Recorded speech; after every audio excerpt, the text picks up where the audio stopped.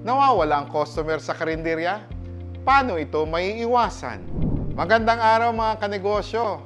Sa atong mga igsoon, diya sa Visayas, sa Mindanao, maayong adlaw. At sa ating mga kakabsat, jay banger, na imbag nga bigat kada kayo amen apo. Welcome to Kanegosyo Coach!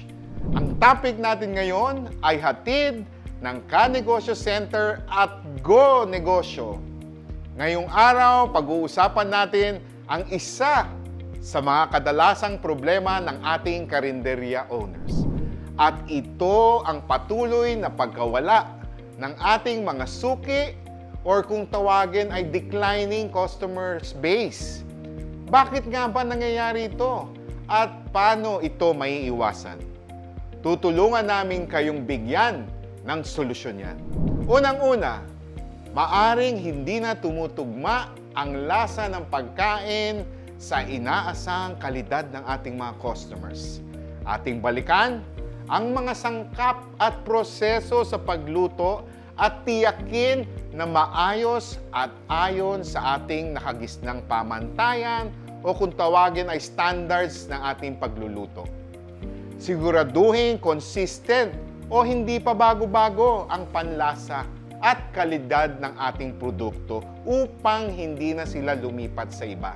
Marapat na mag-random taste test at magtanong sa inyong mga suki kung may nais silang baguhin o idagdag para sa nararapat na panlasa. Siguraduhin ding palaging malinis mula sa paghahanda hanggang sa paghain sa hapagkainan. Pangalawa, may problema ba sa serbisyo? Ang makupad na serbisyo o hindi maayos na pakikipag-usap o ugnayan ng ating mga staff, waiter, or kahera ay madalas na dahilan sa hindi muling pagtangkilik ng ating mga suki. Panatiliin ang wastong pagsasanay ng ating mga crew, lalong-lalo na sa larangan ng customer service. At tandaan, training is an investment and not an expense. Pangatlo, panatiliin nating malinis at maaliwalas ang inyong kainan at kapaligiran. Kung hindi na kasing maayos o kaanya-anyaya katulad ng dati, malamang na hindi na muling babalik ang inyong mga suki.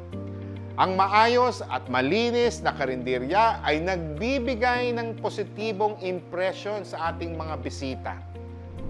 Panghuli at pinaka-importante lalong-lalo na sa panahon ngayon, i-promote ang inyong negosyo online.